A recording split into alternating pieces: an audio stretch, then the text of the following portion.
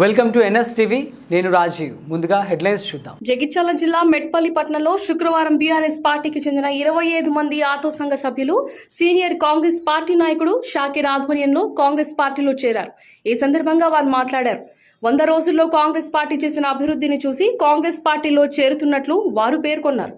ఈ కార్యక్రమంలో కాజా పాషా, శ్రీను, సత్యం, శంకర్లతో పాటు మరో 25 మంది సభ్యులు కాంగ్రెస్ పార్టీలో చేరారు.